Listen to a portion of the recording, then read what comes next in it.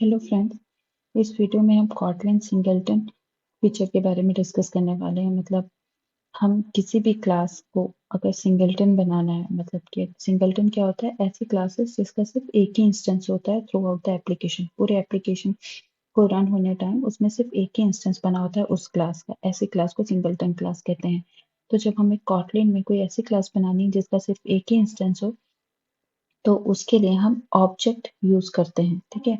तो जब भी हमें किसी क्लास का एक इंस्टेंस बनाना है, तो उसके लिए हम ऑब्जेक्ट कीवर्ड को उस क्लास, मतलब ऑब्जेक्ट कीवर्ड एंड जो भी सिंगलटन क्लास नेम है वो हमें देना होता है। तो जनरली ये भी एक नॉर्मल क्लास की जैसी होती है। इसमें भी हम सारी फंक्शनैलिटीज प्रॉपर्टीज देते हैं। बट डिफरेंस ये होता है कि किसी भी सिंगलटन क्लास में हम कंस्ट्रक्टर अलाउड नहीं होता। तो अगर हमें कुछ भी चीज इंस्टेंशिएट करनी होती है, तो हम इसके अंदर एक इनिट ब्लॉक होता है, उसमें हम इनिशियलाइजेशन करते हैं। और ये जो सिंगलटन क्लास होती है, इसे हम नॉर्मल क्लास की तरह के तरीके से ही हम इसमें भी मल्टीपल क्लासेस को एक्सटेंड कर सकते हैं और इंटरफेसेस को इम्प्लीमेंट कर सकते हैं। ठीक है। अब जब हमें कॉटलिन में इस सिंगलटन क्लास को अगर हमें जावा में कॉल करना है, तो हम कैसे करेंगे? सिंगलटन डॉट इंस्टेंस और फिर उसके मेथड्स को एक्सेस कर सकते हैं। यहाँ पे एक इंस्टेंस कीवर्ड को हमें यूज करना होता है। तो इसका एग्जांपल देखते हैं। जैसे कि ये एक सिंगलटन क्लास है, इसमें हमने ऑब्जेक्ट बस आगे एक कीवर्ड यूज किया, object and then singleton class name.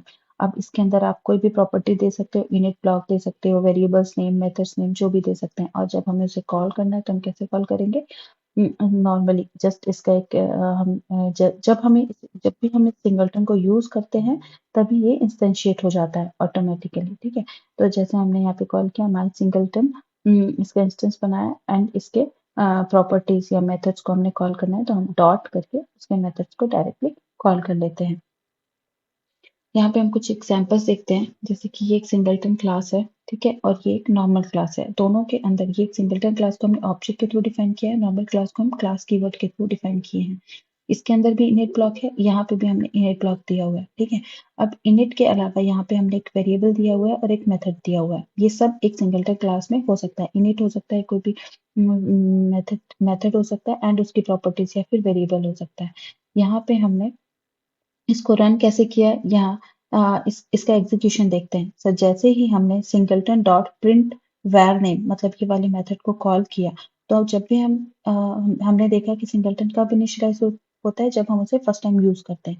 तो अब हमने जब इसे यूज किया, तो ये इनिट ब्लॉक सबसे पहले कॉल होगा और सिंगलटन क्लास इन्वोक्ड प्रिंट होगा। देखिए यहाँ सबसे पहले प्रिंट हुआ सिंगलटन क्लास इन्वोक्ड। उसके बाद प्रिंट वैर नेम कॉल होगा। प्रिंट वैर नेम में हमने प्रिंट कर रहे हैं वेरिएबल नेम, तो इसकी वैल्यू है आई एम वेर, यहाँ पे प्रिंट हो जाएगा आई एम वेर। उसके बाद सेकेंड लाइन यहाँ पे आएगा control singleton dot var name, हमने वैल्यू चेंज की न्यू नेम। तो यहाँ पे इस वेरिएबल की वैल्यू हमने चेंज अपडेट कर दी, अब इसकी वैल्यू है न्यू नेम। अब जब हम ये वाले मेथड का इनिट कॉल करते हैं, देखिए वेर ए इक्वल्स टू, यहाँ पे ए का इंस्टेंस हम बना रहे हैं। जैसे इंस्टेंस बनाते हैं वैसे इनिट ब्लॉक कॉल होगा, इनिट ब्लॉक कॉल होगा। तो यहाँ पे हम प्रिंट कर रहे हैं सिंगलटन वैर नेम, इसकी वैल्यू हमने अपडेट कर दी थी न्यू नेम, तो ये प्रिंट होगा singleton updated var name equals to new name. ठीक है।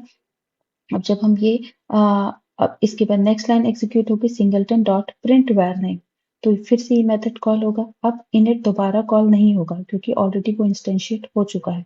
तो प्रिंट वैर नेम आएगा और प्रिंट जो ये स्टेटमेंट है ये एग्जीक्यूट होगी, और इसमें वैर नेम क्या है? New name. तो यहाँ पे लास्ट वैल्यू प्रिंट हो जाएगी न्यू नेम। इसी तरीके से ये नेक्स्ट एग्जाम्पल पे दिया गया है। इसे भी ऐसे ही आप एग्जीक्यूट करके देख सकते हैं कि कब नॉर्मल मेथड कैसे कॉल, नॉर्मल क्लास कैसे एग्जीक्यूट होती है, सिंगलटन क्लास कैसे एग्जीक्यूट होती है, कैसे कंट्रोल इनिट और उसके वेरिएबल्स और मेथड्स में कंट्रोल पास किया जाता है। ठीक है। अब जब हमें कोई ऐसे सिंगलटन क्लास बनानी है जिसमें आर्ग्यूमेंट पास करना हो, तो हम कैसे बनाएंगे? जैसे अभी हमने देखा कि सिंगलटन क्लास में कंस्ट्रक्टर अलाउड नहीं है।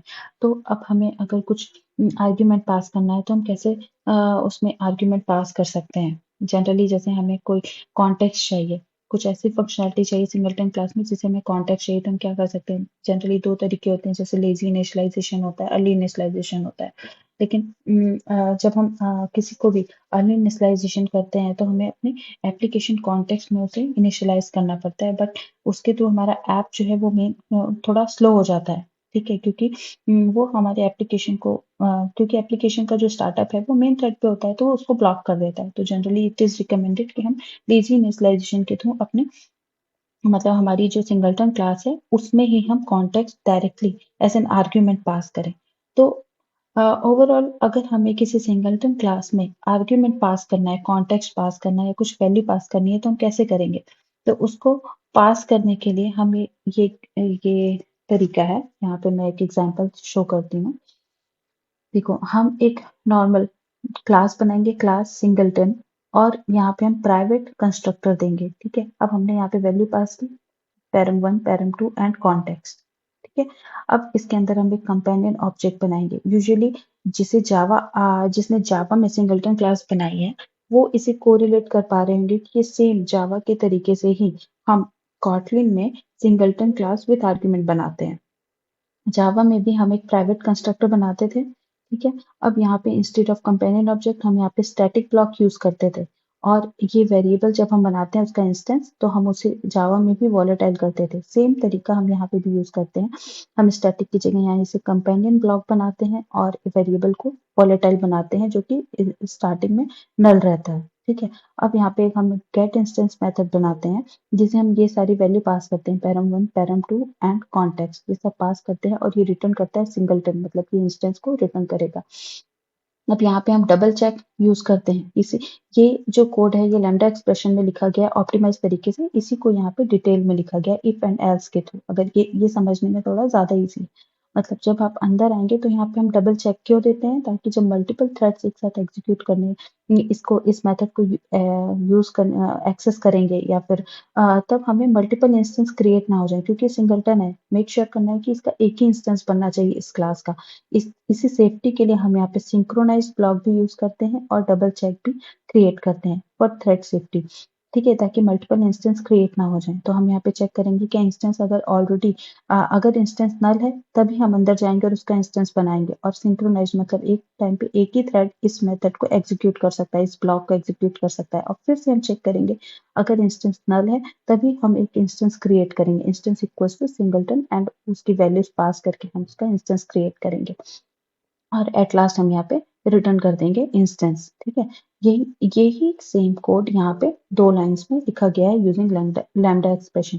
यहाँ पे इंस्टेंस अगर वो यहाँ पे जो ऑपरेटर है इसके थ्रू ये चेक कर रहा है कि सिंक्रोनाइज ब्लॉक में जाएगा अगर वो नॉट नल है, और अगर वो नॉट नल है ये डबल चेक फिर से किया गया है कि अगर वो नल है तभी सिंक्रोनाइज में आए, अगर वो नल है तभी वो सिंगलटन कॉल करेगा और उसकी वैल्यू के थ्रू पैरम 1 पैरम 2 पैरम 3 मतलब इस कंस्ट्रक्टर को कॉल कर रहा है और उसका इंस्टेंस बना रहा है और उसे रिटर्न कर रहा है सिंगलटन इंस्टेंस। ठीक है, तो इस तरीके से हम किसी भी सिंगलटन क्लास को विद आर्ग्यूमेंट क्रिएट कर सकते हैं कॉटलिन में। ये सिमिलर होता है जावा के instance creation, singleton instance creation का जो मैकेनिज्म है वो, और कॉटलिन का इंस्टेंस क्रिएशन विद आर्ग्यूमेंट बिल्कुल सेम होता है।